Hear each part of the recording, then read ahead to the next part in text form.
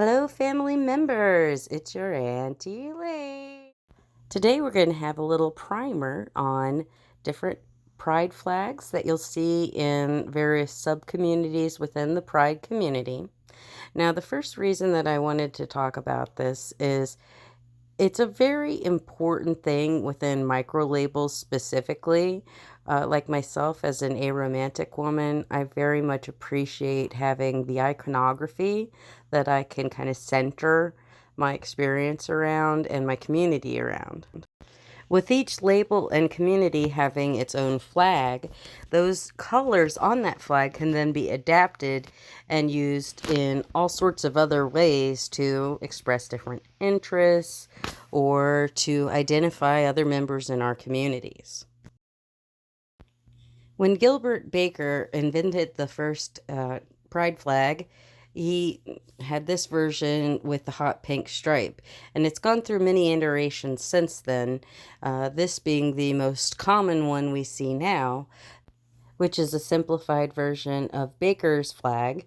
And then you also see versions like the Pride Progress flag, which is something that takes a nod to the intersectionality of queer communities. This is a very shallow uh, discussion of this topic. I could go on forever, but I'm going to try to keep this brief and make it something that is useful to people who just want to get a quick familiarity with these flags. Most of my research was done on Wikipedia or uh, human rights types websites, things like that, and I will include some links in the description for where I got some of my information in case you want to learn more about any of these particular communities. So let's start at the very beginning. I hear that's a very good place to start. As far as I can tell, the first sort of widely adopted sub-community flag was the lipstick lesbian flag. Now, the one thing about this is it is somewhat exclusionary as sort of a lesbian icon because it's for femme lesbians. And so it wasn't long at all before the pink lesbian pride flag was created to be more inclusive of all different kinds of lesbians. And it was also introduced in sort of a simplified format as well. It seems like a lot of the merchandise you'll find is in the more simplified version of the pink flag, but you will see both used for lesbian representation freely. And as a quick aside, if you're not familiar with the terms lipstick lesbian or butch lesbian, a lipstick lesbian is one who is a bit more feminine presenting, and a butch lesbian is a more masculine presenting lesbian. Now, I did find a couple of flags that were made specifically to represent butch lesbians, this one and also an orange variation, but it doesn't seem like either version has a very wide adoption at this time. It does seem to me the most common flag used for lesbians is just the pink flag. Interestingly, the men loving men or gay men pride flag is somewhat derivative of the lesbian pink flag. I don't believe that it was really widely used until quite a bit later than that flag as well. And honestly, doesn't get used nearly as much as some of the other flags we're going to discuss. I would say it's more common to see flags for subtypes of gay men instead, like bear or twink or even perhaps otter. And since this is far from my area of expertise, I will leave it to you to do a little bit more research if you have questions about those particular identities. And now we'll move on to bisexual pride flag. Now, bisexual people are people who are attracted to one or more genders, and so their flag represents that by having the different colors on it, although you'll notice they're not in an equal measure, which is something that I think is fairly unique to this flag. There's a lot of symbolism in all of these flags, and if you want to know more information about the exact symbolism with this flag or any others, there's lots of great resources online, and I highly encourage you to look that up. On a related note, the Pan Pride flag is one of my favorites. Being pan-oriented myself, I just love this flag. I love the implication that, it's without any sort of regard to gender. There's subtle differences between being bi and being pan, but they're related, so that's why I kind of put them here together. Next up is the transgender flag, which is an umbrella flag that can be used by trans masc, trans femme, and also non-binary individuals. In addition to that, there are many subcategories within transgenderism that have different flags representing them, primarily the non-binary and also the genderqueer flags. Now, when it comes to the difference between non-binary and genderqueer, it's something that's subtle, and I don't feel like it's my area of expertise as far as trying to explain the difference there. They're both umbrella terms. They both have similar meanings, but similar to being bi versus pan, I think it's a something that when you are one of those things, you understand it and you can explain it well. And if you're not, it's kind of hard to grasp. So just know they're different things, and these are very common flags. Next, we'll talk about the gender fluid flag for people whose gender identity is fluid, and the agender flag for people who don't identify with any gender. And then next are intersex flag.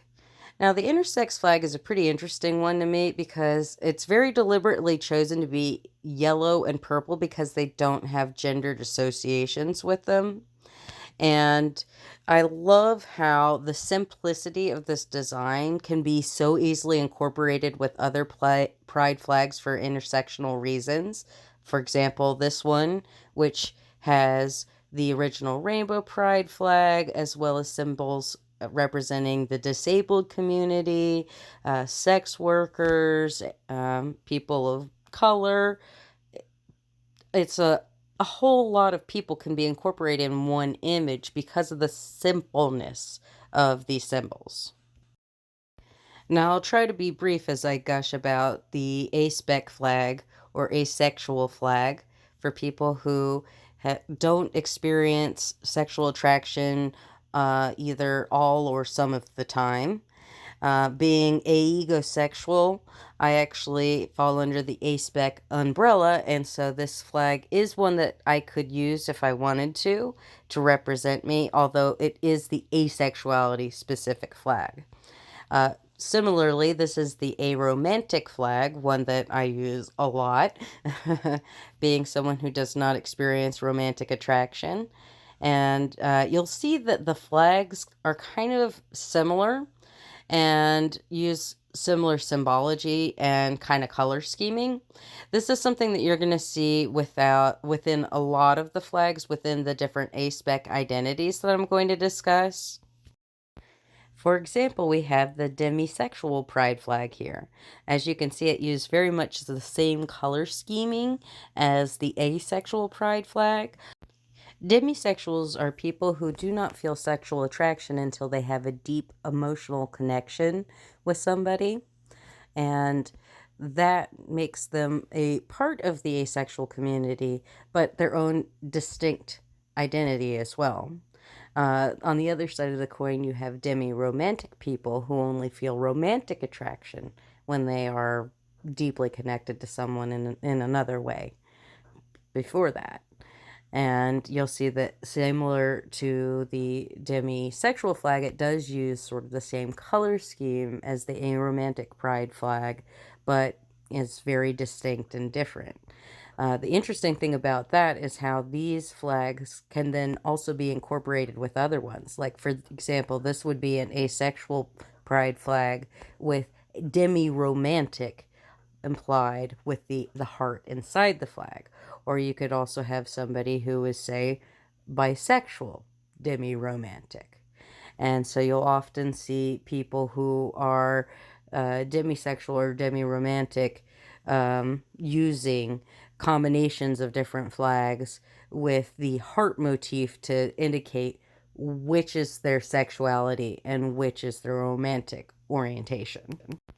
And the last really pride flag that I wanted to talk about was the abrosexual flag, which is one that I actually found while doing research and didn't know much about before. But it's somebody whose sexuality changes sometimes rapidly within the same day or maybe even over time. And I really love that there's a community of people out there that acknowledges that sexuality is not a static thing. Another discovery that I made during my research was the existence of this monstrosity, which is supposedly the straight pride flag, which, as you may imagine, is not generally used by people with the best of intentions. The reason that I wanted to include it in this, though, is because it's very clear that this flag is using obviously the same symbolism as the straight ally flag, which was a flag I always really loved. You know, I liked having a way for straight people to be able to show that they were a safe space to queer people by, flying that flag or having a straight ally shirt. And now I'm not so sure I like it so much, knowing that it has that connection to something that's pretty unpleasant. And on that superphone note, I will leave you. I hope you got a little bit of use out of this as just a quick little deep dive into some of the common flags that you'll see in the queer community. There are many, many more, just as there are many labels that I didn't even begin to discuss. And I do encourage you to do more research. And I did think it would be nice to give you one little peek at my sweet little Soxy boy, our new little kitty friend that just joined us within the last couple of months, as a palate cleanser. Bye.